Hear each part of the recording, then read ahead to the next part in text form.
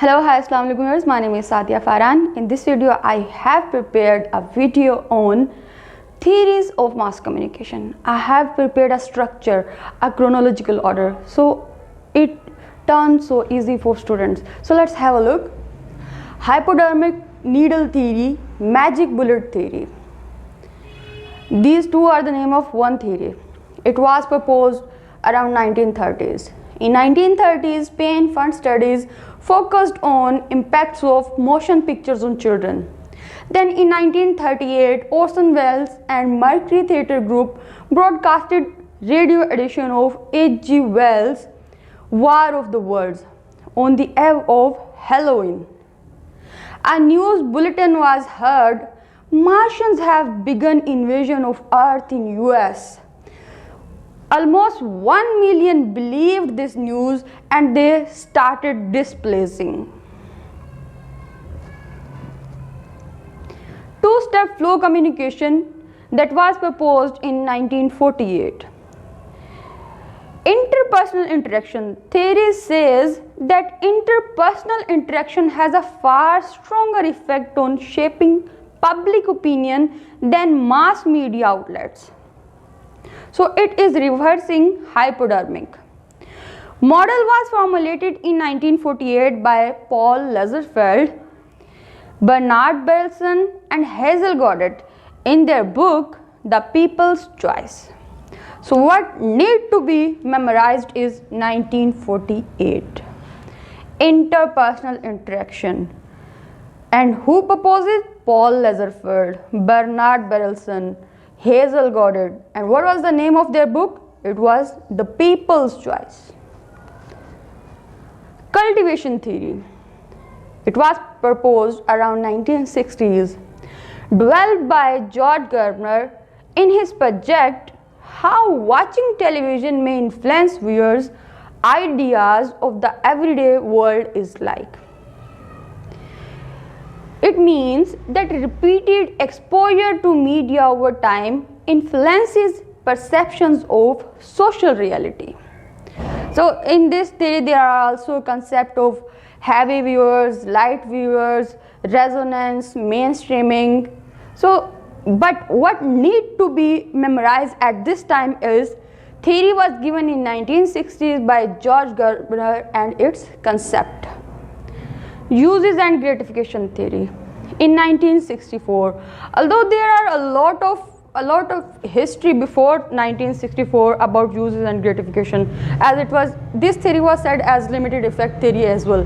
But Herzog studied soap opera fans, interviewed them. These are names to be mentioned right now.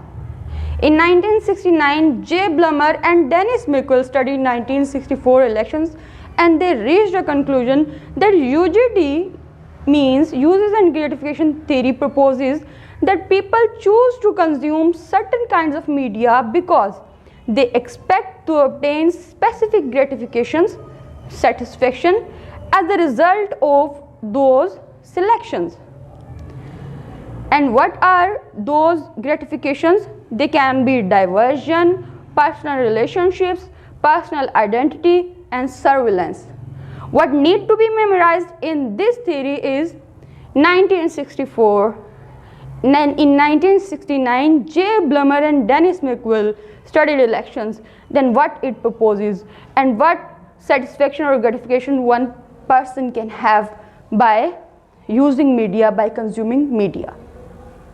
Knowledge gap theory in 1970, Tickner, Dunham and Olin researched and they found that increase of information is not evenly acquired by every person.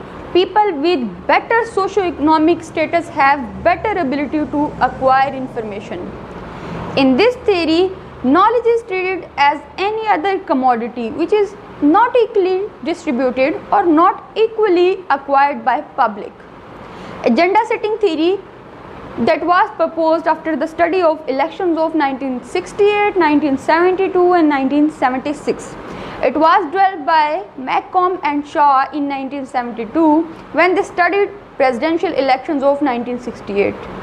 They said that mass media exerted significant influence over voters' consideration of the major issues of the campaign. Bernard Cohen says that press is successful in telling readers what to think about. Diffusion of innovation. Gabriel Todd was the first in 1903. He gave concept of S-shaped curve. That diffusion of innovation takes place in S-shaped curve. Most innovations have S-shaped adoption rate. E.M. Rogers in 1995 gave stages of adoption, that are innovators adopt 2.5%, early adopters 13.5%, early majority 34%, late majority 34%, laggards 16%. Theory of selectivity. Festinger proposed the theory of cognitive dissonance that has become foundation of selective exposure theory today. And what was cognitive dissonance? In 1957, Festinger gave the theory of cognitive dissonance that we hold many cognitions, and when they clash, dissonance occurs.